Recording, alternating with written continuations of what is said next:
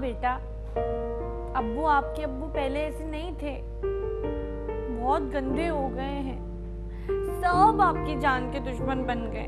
لیکن میں آپ کو کچھ نہیں ہونے دوں گی, میں ہوں نا آپ کے پاس. سب گندے ہیں, جو بھی کچھ کرنے کی کوشش کرے گا میں مار ڈالوں گی اس کو. ہاں, آپ کے ابو نے آپ کو مارنے کی کوشش کی نا, میں مار ڈالوں گی انہیں. صحیح کہہ رہے ہو بیٹا, میں مار ڈالوں گی اسے.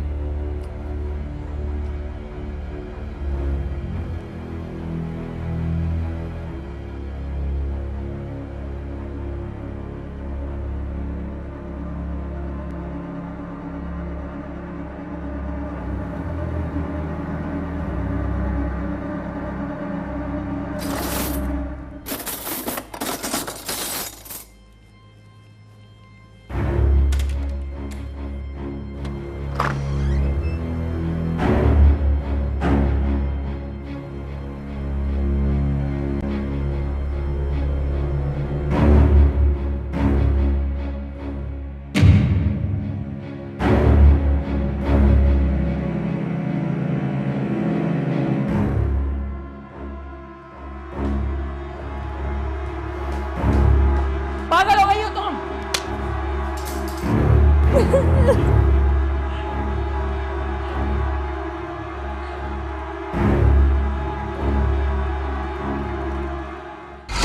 ناظرین, جیسا کہ بھی آپ نے دیکھا کلپ میں کہ اس خاتون کے بچے کی ڈیتھ ہو گئی ہے اور اس کے بعد وہ اس ریالٹی کو اور اس حقیقت کو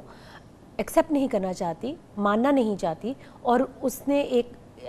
گڈے کو یا ایک ڈال کو اپنے ہاتھ میں لیا ہوا ہے اور وہ اس کے ساتھ ایسا ہی برتاؤ کر رہی ہے جیسے کہ ایک نئی ماں کرتی ہے. تو coming back to that question, آپ بتا رہی تھی کہ آپ کے ہم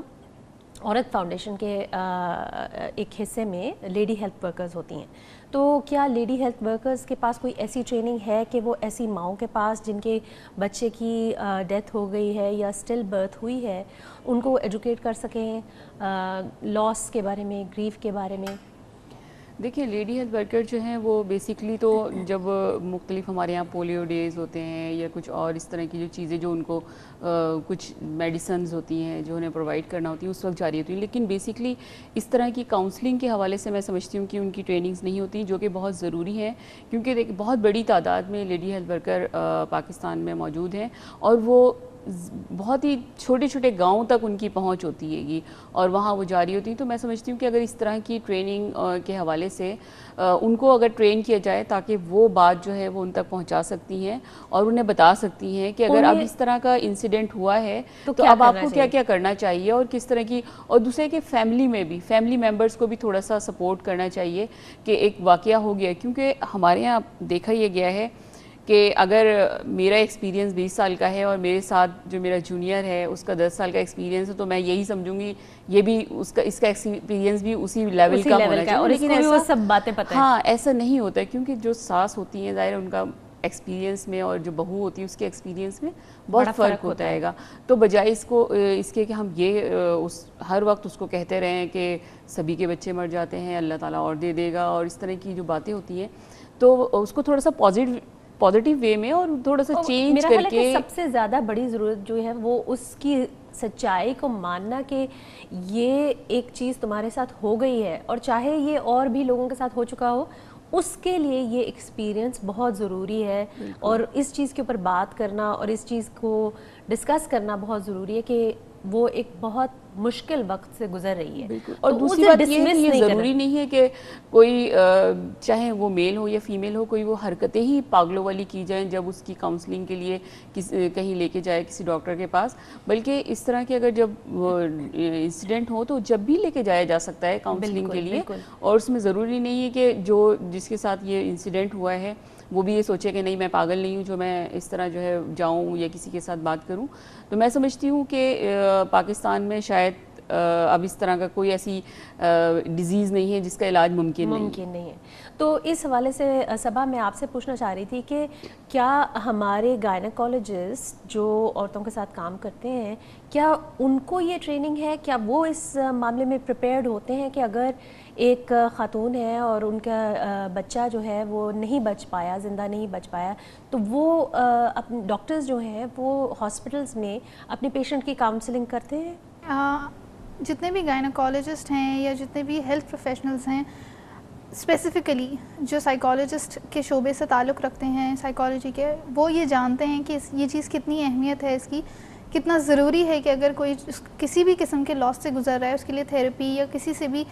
بات کرنا یا اس اپنے ایکسپیرینس کو بیان کرنا کتنا ضروری ہے. لیکن جہاں تک آپ نے بھی دیکھا ہوگا ہمارے ہسپتالوں میں ڈاکٹرز کے پاس اتنا وقت نہیں ہوتا ہے کہ وہ اس مریض سے اس کے بیماری کے علاوہ کوئی اور سوال پوچھ سکیں یا اس کو ایجوکیٹ کر سکیں کہ تم اس چیز سے گزرو گی, اگر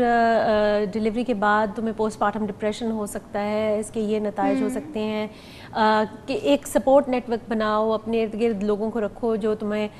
شروع کے اس مشکل وقت میں تمہاری ہیلپ کر سکیں. دوسرا ہے کہ جب تک آپ اویئرنیس نہیں کوئی بھی آپ کے پاس نہیں ہوتی نا, تو اس وقت آپ کوئی ڈیسیجن نہیں لے سکتے. میں آپ کے ساتھ شیئر کروں کہ ہم نے ایک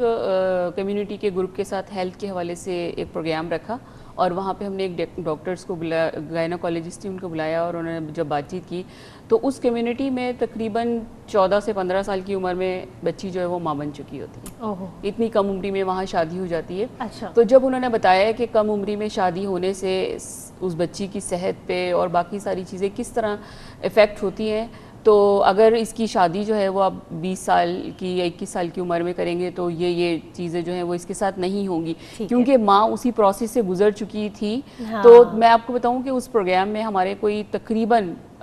200 خواتین بیٹھی ہوئی ہوں گی, اور 50% سے زیادہ شاید 70% خواتین نے یہ کہا کہ نہیں, اب ہماری بیٹی جب تک جو ہے وہ 20 سال کی نہیں ہو جاتی کہ تو ہم شادی نہیں کریں گے. تو ان کو پتہ چلا کہ اچھا کم عمری کی شادی, جب ہم چھوٹی عمر میں شادی کریں گے تو اس کو کیا نقصانات جی بالکل, اس کی جسم میں خون کی کمی اور دوسری چیزیں کس طرح ہوں گی, اور کس طرح ہیلتھ ایشوز. تو یہاں پہ ڈسکشن تھوڑی سی روکتے ہیں, چھوٹی سی بریک لیتے ہیں, بریک کے بعد واپس آئیں گے and we will start right here. آئیے ناظرین ایک چھوٹی سی بریک لیتے ہیں.